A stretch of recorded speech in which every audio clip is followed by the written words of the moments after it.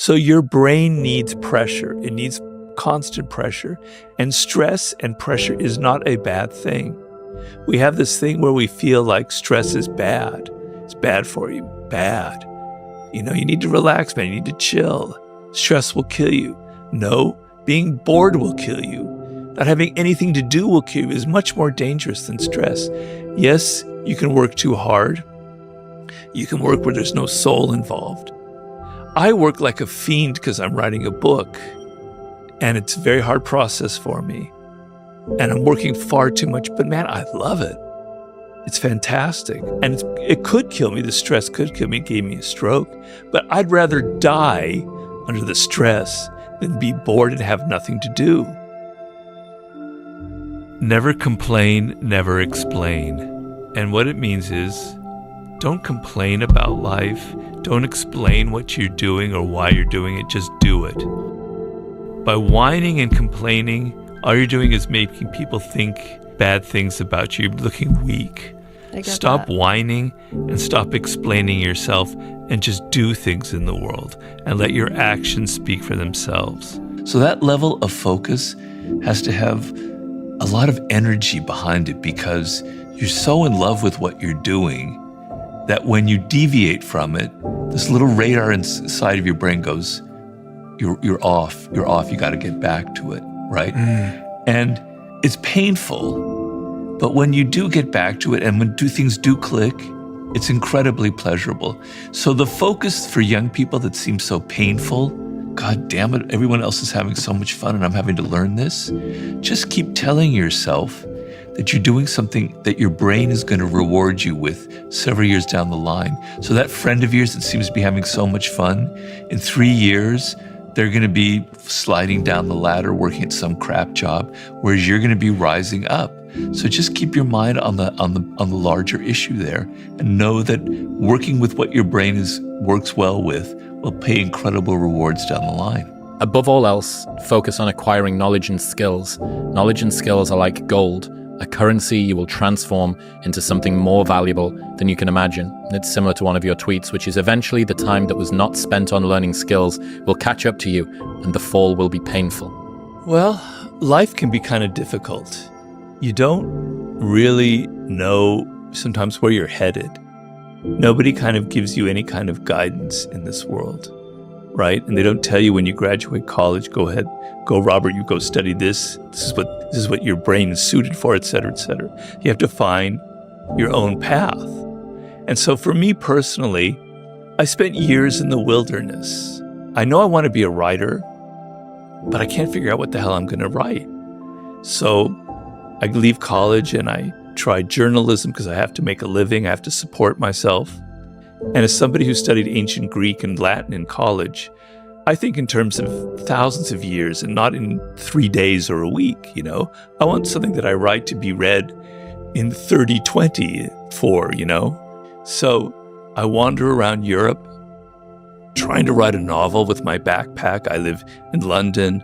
I live in Paris, I lived in Ireland, I lived in Greece, you name it. I taught English in Spain.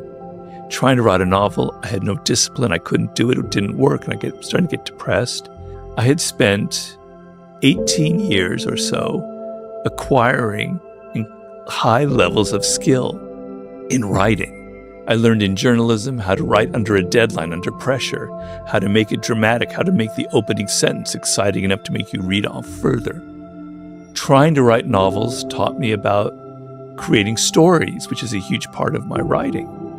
Working in Hollywood, I learned how to research, which is a huge element. And then the theatrical element, making things dramatic, also story. All of that time, slowly by slowly, brick by brick, I had developed real level skill. So when it came time to write the 48 Laws of Power, I could do it. I had learned all this discipline. I had learned how to write under a deadline. I learned how to make things entertaining, the whole bag. And so the world opened up for me. Prior to that time, I was miserable. And I didn't know why, but I was acquiring skills, not even aware of it. And so the reason I write that is when you develop that skill, when you're serious about it, because I was very serious about writing, you change your brain. you rewire your brain. And this is a remarkable power of the human brain that people don't realize. This one writer, his name is Schwartz, I believe. He's a UCLA neuroscientist. He wanted to help people who had OCD. And usually it's drugs and it's talking therapy. He wanted to find out something more effective. So he did brain scans. And through the strategies that he gave them to do, the brain scans show that they changed the brain.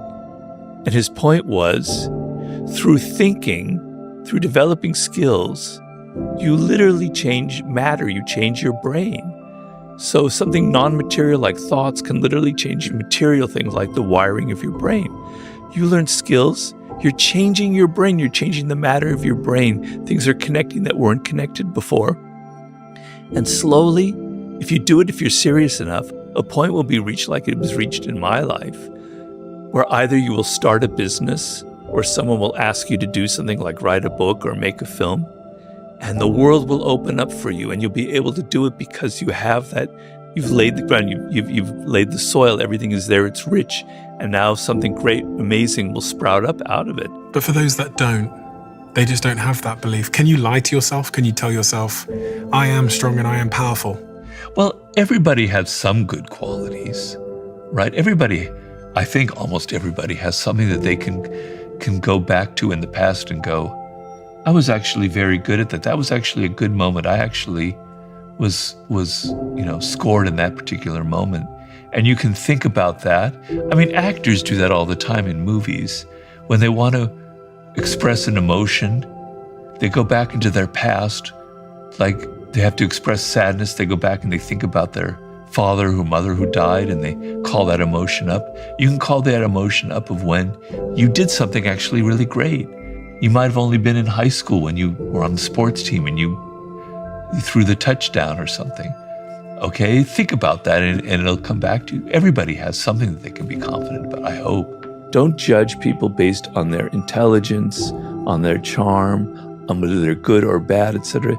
Judge them on their character, whether they have a weak or a strong character. A weak character is somebody who cannot take criticism. That is probably the number one characteristic, the worst trait, I think, in people, and a definite trait of negativity, is somebody who can't take any kind of criticism. They're so defensive. So that means they can get away with anything. They can say anything they want, and there's just like a wall, a shell around them. A strong character is a person who can take criticism, who can work with other people, right? Who can deal with stressful situations, who can handle responsibility. And if there's something goes wrong, they take, I am to blame for it. They don't look at other people. There's somebody you can rely on. You lean on them, and there's something there to lean on. You can rely on them in situations. So the ability in a work situation, in a relationship, to take criticism and be able to use it constructively is an incredibly useful and powerful trait to me that reveals strong character. How people handle stress is a really good sign of their character. In a work situation, people are good at faking it and pretending that they're very strong.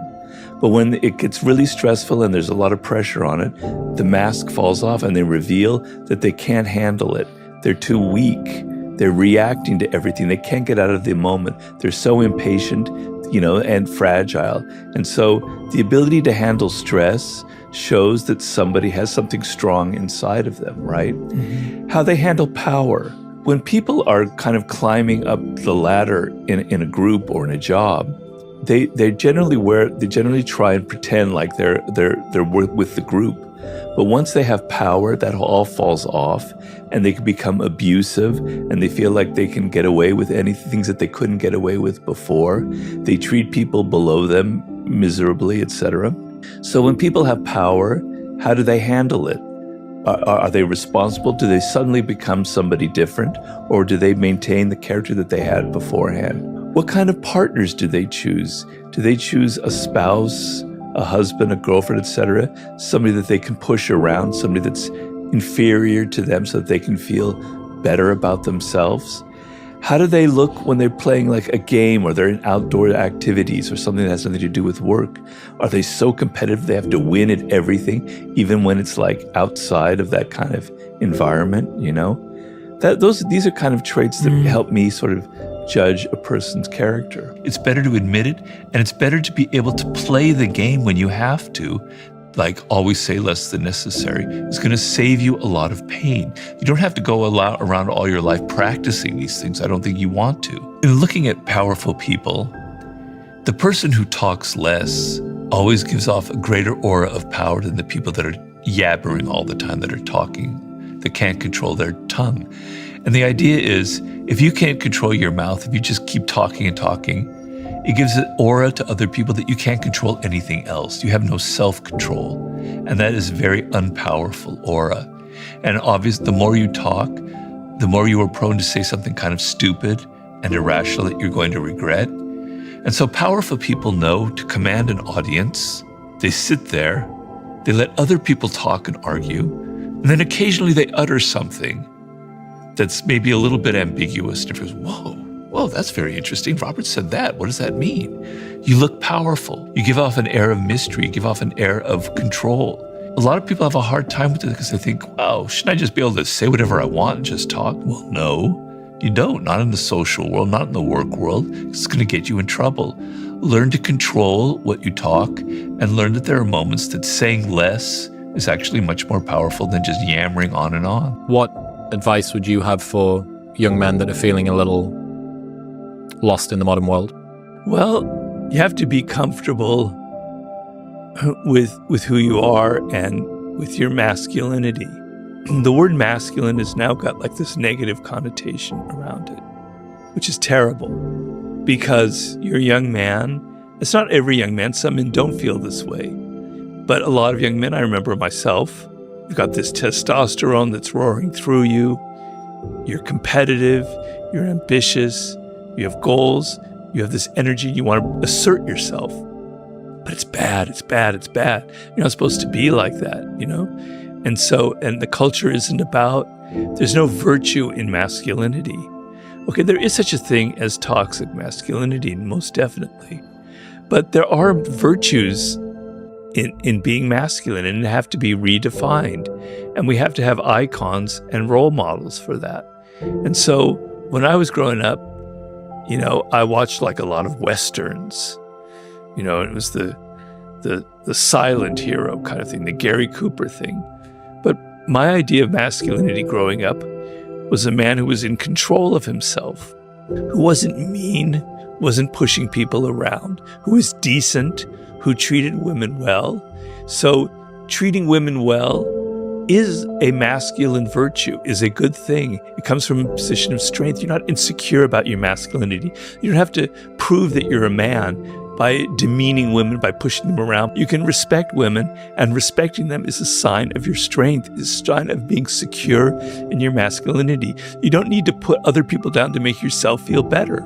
Okay, so we have to redefine these qualities, but there are no icons like out there. You either have the Andrew Tates out of there, or you have these wimpy men who are just so afraid of being masculine. Your aggression, your assertiveness, your testosterone, it's a good thing. It's how things get done. It's what energizes you, what puts you in the world, what makes you ambitious, what makes you assert yourself and motivate yourself. It has to be channeled, it has to be disciplined. But you have to see who you are and see the virtue in it and see the power in that. And it's a cultural problem because men are very confused.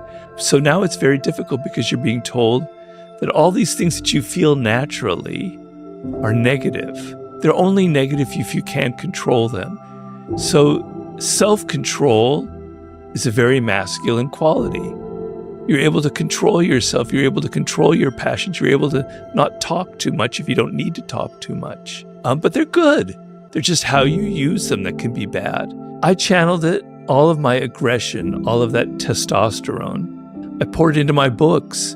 I poured that edge, that aggression, that like, damn you, I don't really like you, I don't like the world, into the 48 laws of power, into here's how these is how people manipulate, these are how people can be bad and cruel.